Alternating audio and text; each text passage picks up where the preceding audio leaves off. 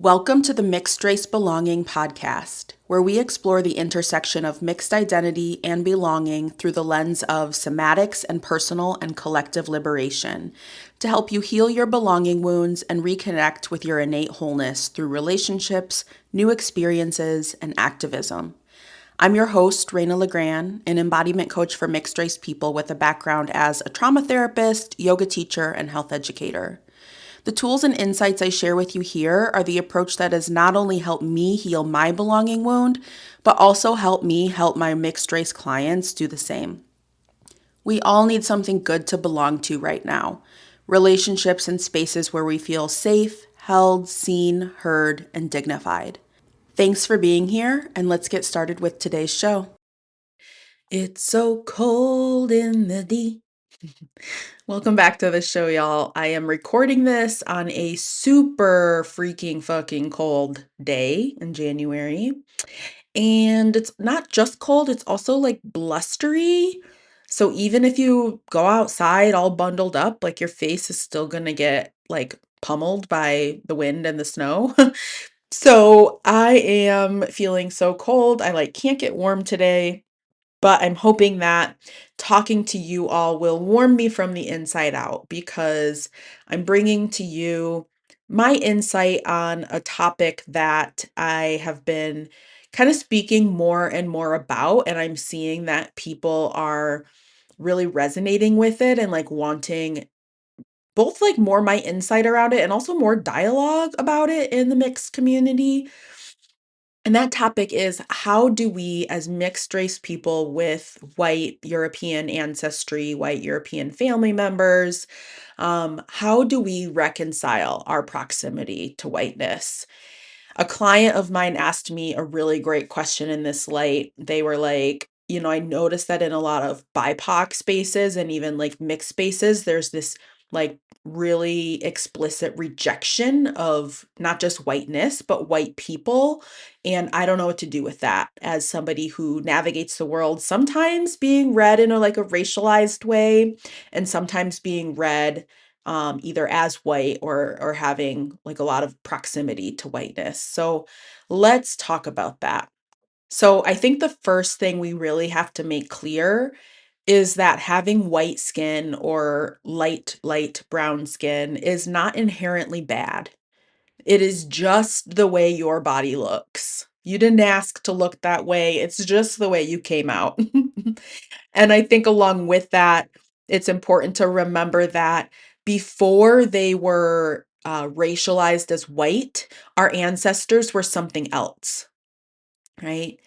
They identified in different ways and identified each other in different ways than we do now in this like racialized, colonialized world, right?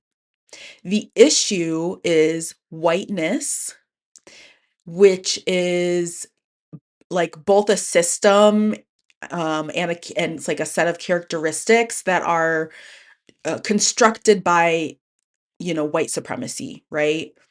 White supremacy has used white skin as a way to make a larger group of people to amass power and to dominate and oppress people who are phenotypically like have darker skin, right? Whiteness has been a tool of white supremacy, and white supremacy is a trauma response. This is something that I think has given me a lot of context that I have found very um like comforting and supportive in my own relationship to myself and my inner system and my heritage. White supremacy is a trauma response. It is a response to feeling like your safety, your dignity, your belonging is threatened. And the only way to protect it is to dominate and oppress other people.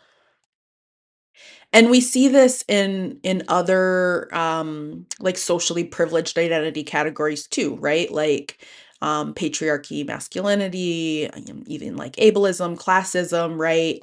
Um, it's a trauma response to feel like my safety means that somebody else actually has to like be less safe.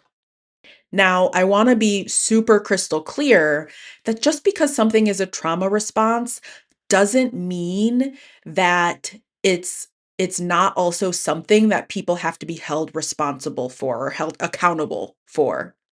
But I do think it means that we have to think critically about how we are resisting white supremacy and how we are holding people accountable. For instance, in the aftermath of the murder of Renee Good, I see a lot of calls for um, putting that ICE officer, ICE agent through the criminal justice system, that is the way that we're going to get justice, right? But I think about Audre Lorde's um, words around the master's tools will never dismantle the master's house. And I'm not sure, right, that the criminal justice system is the way that we're actually going to get what we want.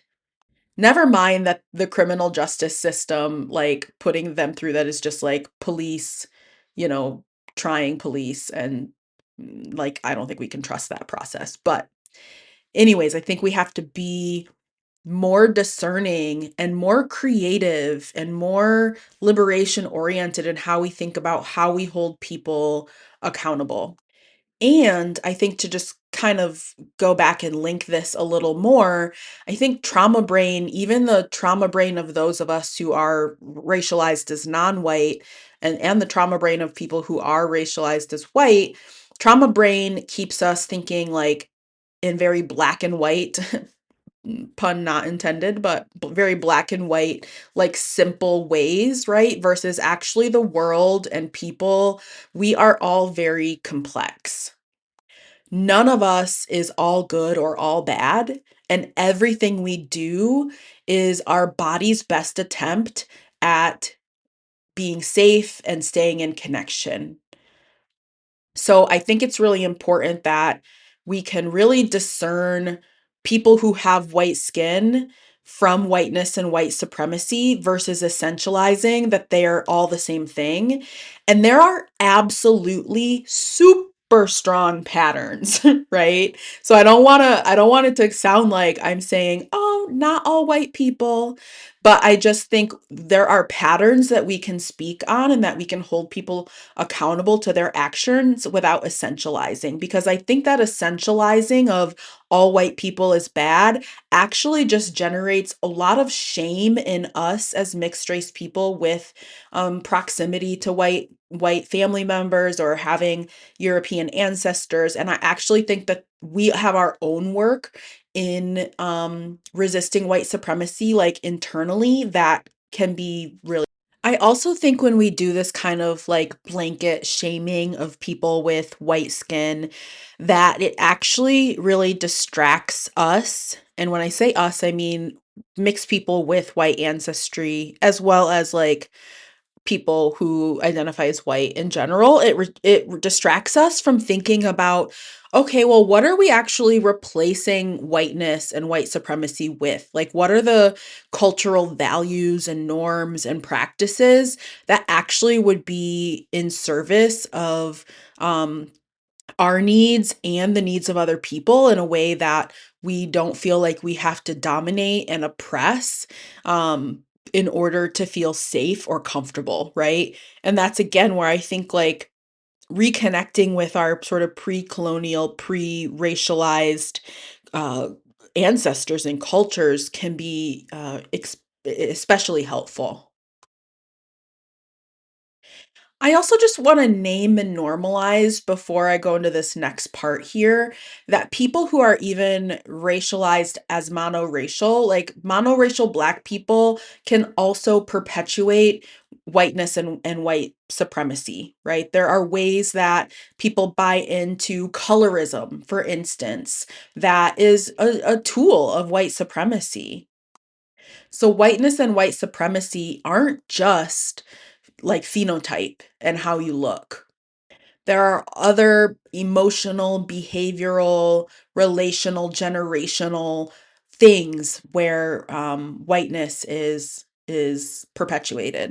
Native American scholars and healers have spoken about blood memories, the way that certain histories, narratives, worldviews live on through our blood and bones.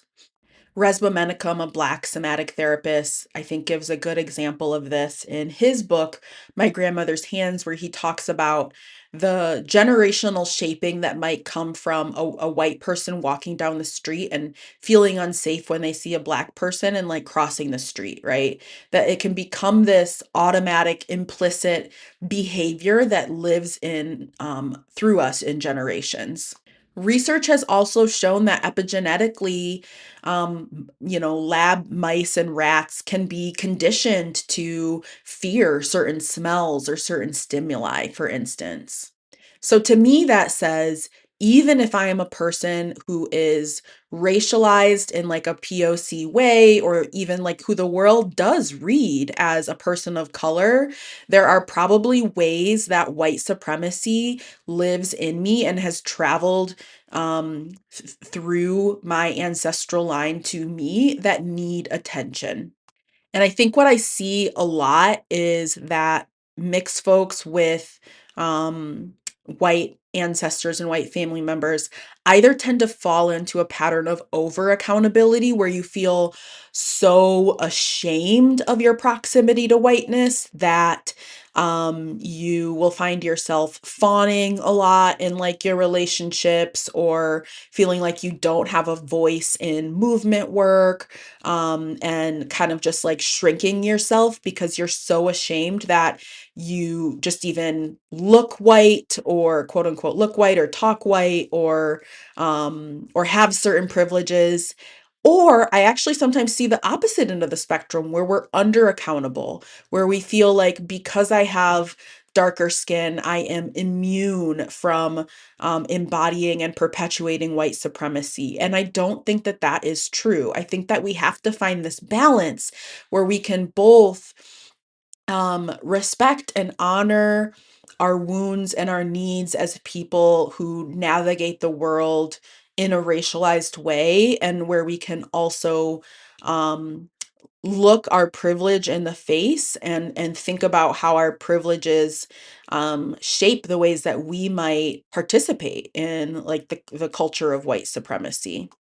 When I work with people one-on-one, I teach you a lot about the nervous system as well as other somatic tools and resources so that you can sort through these complexities and contradictions, and in the moment discern, hey, maybe now is the time for me to actually use my privilege as a light-skinned person to speak up for someone at work who is experiencing colorism.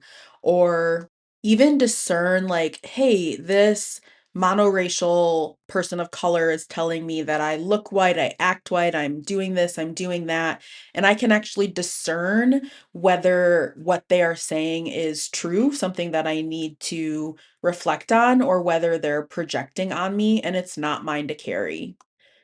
I want you to be able to move through the world like loving all the different parts of you and honoring all your different lineages without shame, to know where there needs to be accountability and where there also needs to be compassion. Because if shame brings us back into connection with others in a way that feels mutually dignifying, great.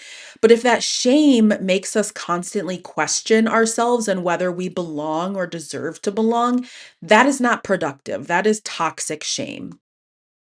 In one-on-one coaching, I can help you move from a place where you're constantly questioning yourself, questioning whether you should take more accountability or less accountability, or whether you should tell people that you have white ancestors, or whether you should just reject your white family members completely, to actually just getting unstuck from all that confusion and binary thinking traps, and being able to cultivate a sense of self-trust so that you can handle any situation that comes your way.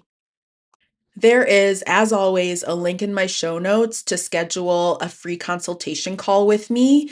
When you schedule that consultation call, you'll be prompted to fill out a quiz called the Belonging, Wounds, and Wisdom Quiz. And that will actually be a really great starting point for us to think about how you're maybe feeling like you're kind of toggling between like a world where you're racialized and a world where you're seen as being like so close to like whiteness. That'll give us a starting point to talk about how coaching can be specifically helpful for you in finding peace around that dynamic. As always, thanks for listening. Please feel free to reach out to me with any questions or comments. I think that, yeah, there's plenty of expertise I have to offer you here, and we need to be in more dialogue as like a community around this. So, would love to hear your thoughts and look forward to hearing them.